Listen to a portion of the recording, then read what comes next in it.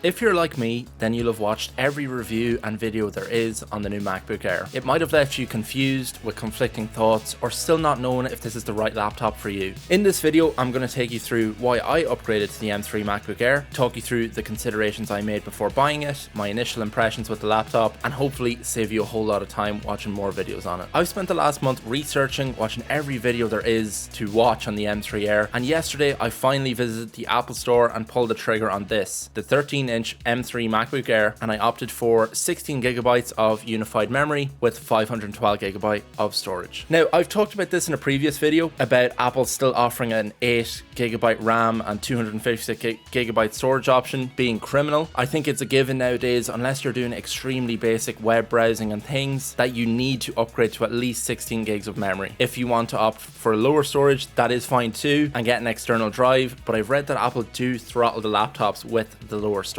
They will also start to dip into storage when the RAM gets close to maxed out for more bandwidth, so that's something to keep in mind. Anyway, let's get into my initial impressions of the laptop. First, and maybe an obvious one, is that the packaging is just fantastic. There is no product out there, except probably DJI, that do packaging like Apple does. I also bought some AirPods Pro on that same trip to Apple, and even unboxing those was nearly more exciting than actually trying them out. It's something I value and I find extremely important when you're paying such a high price for such a product. I'll also add that the staff in Apple in Victoria Square in Belfast, where I bought this, were fantastic, and the whole transaction was done in a matter of minutes. That said, Apple Pay would not work, probably because it recognized that I was in a different jurisdiction, but it's kind of ironic that Apple Pay wouldn't work in an Apple shop. So, on to some of the things that I've found are really cool on my first initial impressions using this laptop. First of all, the fingerprint sensor. The addition of a fingerprint sensor is a massive upgrade for me, especially considering I'm coming from a 2017-2018 MacBook Pro where I had to enter my password every single time I wanted to log in. It's also extremely useful for setting up a new device. I don't have to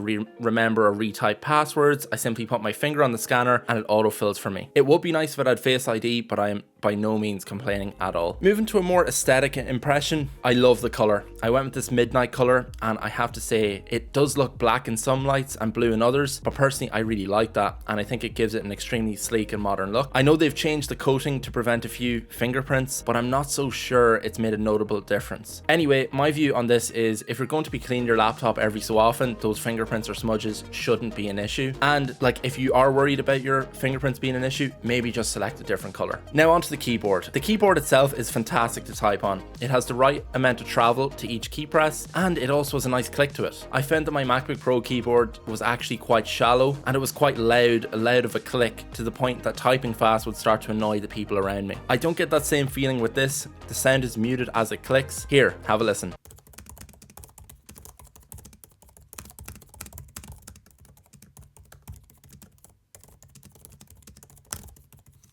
Moving on to the battery, I've been using this laptop quite heavily all day, from having multiple apps open, writing my script in Notion, listening to music, replying to messages on Discord, and I'm sitting about 65%. I think I had about 84% at the start of the day, so definitely an all-day battery life. And once again, I'm starting to appreciate the fact that I can work remotely again the way a laptop is meant to be. My MacBook Pro battery went on me a good while ago, so I was demoted to basically having a stationary PC anytime I went to use it. I also love MagSafe. I know I'm late to the party here, and they have it on the Air laptops quite a while now, but it's new to me, so I thought I'd mention it. The laptop also comes with matching color braided cables, and you have the choice of charger being either a fast one or one with 2 ports for charging other devices. Finally, the main reason I bought this laptop, and that is the portability factor. It weighs in at just 1.24 kilo or 2.7 pounds, so you barely notice it in a backpack, and it's super easy to carry around from place to place. If you need to get some work done on the go, in a coffee shop or on a train, this is the perfect laptop for you. The fact that there is so much power in such a small form factor is extremely impressive. I did consider the MacBook Pro at one point, but the fact that it weighed significantly more and was quite thick was a big reason I avoided it. Apart from the fact that I didn't need all that performance, not being able to notice the weight of the laptop on your back or to carry around is a hugely understated benefit. So at this point, some of you may be asking why I didn't buy the 15-inch MacBook Air, and it is a valid question. I was initially going in with an open mind and open to both options. I wanted the bigger screen for potentially any editing that needed to be done on the go, as the more screen you have, the better for the likes of timelines. My reasoning behind not getting it came down to 2 main reasons. Firstly, it just wasn't as portable as the 13-inch MacBook. And secondly, the main reason, in fact, is that I actually don't like the design as much. It has a load of blank space either side of the keyboard, where normally I'm used to seeing speaker grills from the MacBook Pro, and maybe this is a silly thing to care about, but it just looked out of proportion to me. I should also mention that I have a Mac Mini M2 as my main desktop PC,